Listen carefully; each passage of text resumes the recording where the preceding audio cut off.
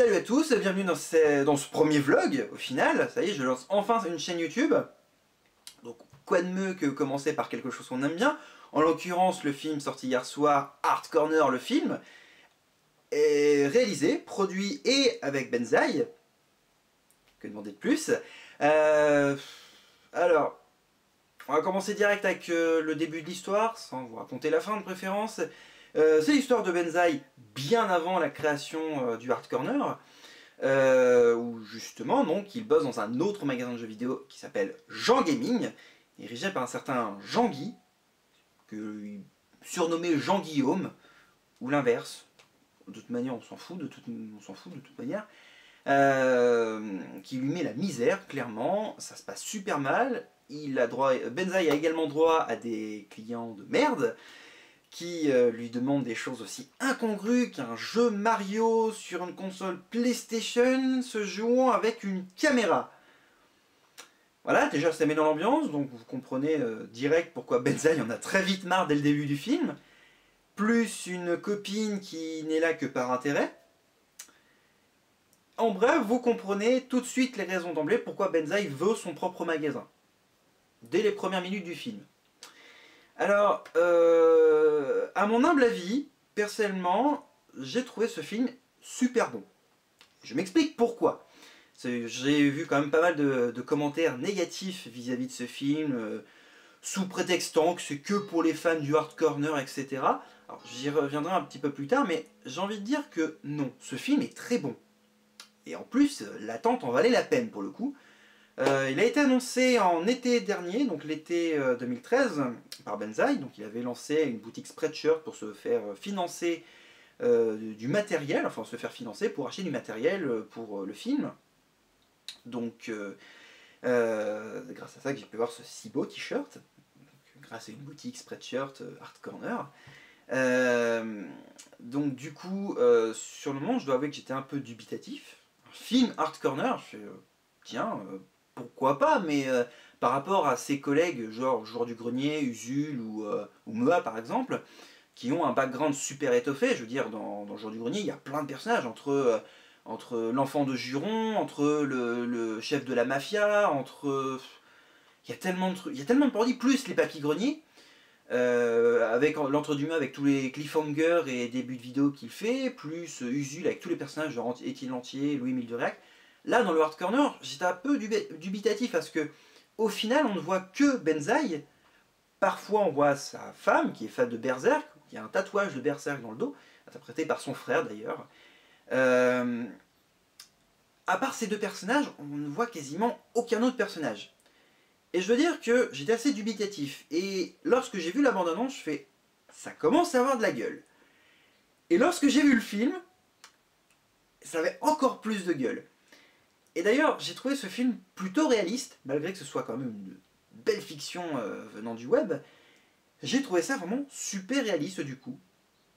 J'avais l'impression que ça me parlait à moi, j'avais l'impression de me reconnaître dedans.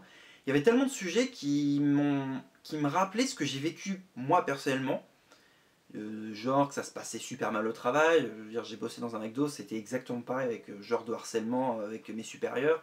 Quand je bossais également dans un magasin de jeux vidéo, t'avais parfois des clients très sympas qui étaient un public de connaisseurs, et on avait des clients qui venaient là, tu sais pas pourquoi, te demandaient un truc, t'avais beau te renseigner, ce truc n'avait pas l'air d'exister, ou en tout cas dans une dimension parallèle peut-être, mais pas chez nous.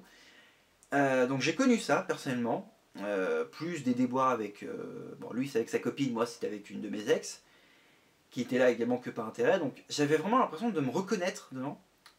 Pareil, à un moment donné, il est chez Popol Emploi. J'aime bien le logo d'ailleurs de Popol Emploi. Et le conseiller aussi d'ailleurs. Et du coup, ouais, c'est censé être une fiction, pourtant je me reconnais vachement là-dedans. Les difficultés du chômage, la réaction de l'entourage, etc.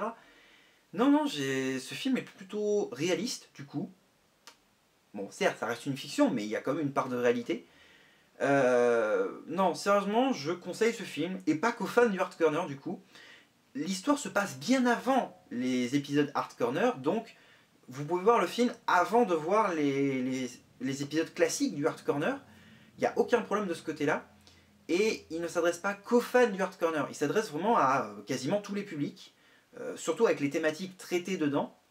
D'ailleurs, il y a quand même des choses à noter, il y a quand même pas mal de guests. Je veux dire, son frère joue physiquement Alphaman, qui est une parodie de He-Man, alias Musclor chez nous. Et Bob Lennon, lui par contre, double la voix de Alphaman. Et les deux réunis, ils te font un personnage énorme, avec un petit twist final qui est très sympa d'ailleurs, où Benzaï prend conscience des choses. Je ne dévoilerai rien pour ne pas gâcher l'effet de surprise.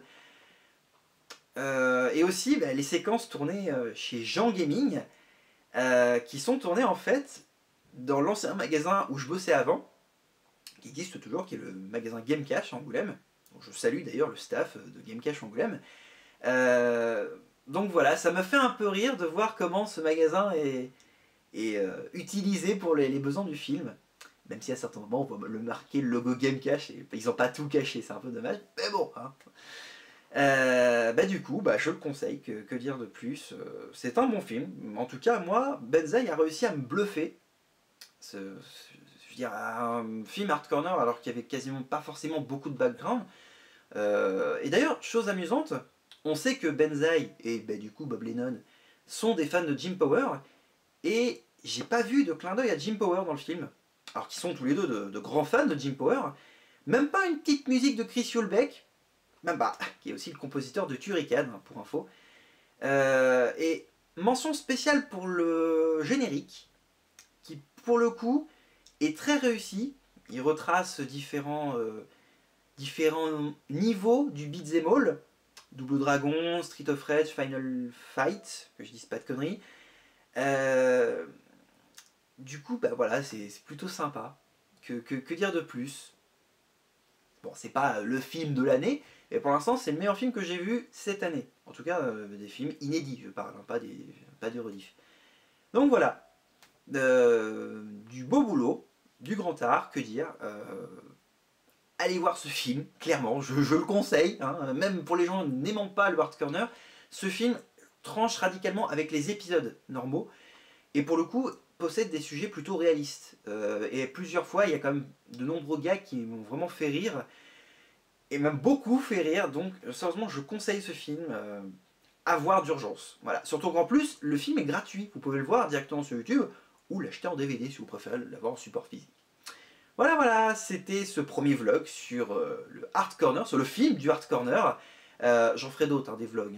Il y en a d'autres qui sont en préparation sur divers sujets, mais bon. Voilà. A plus tard, et merci d'avoir vu cette vidéo. Salut!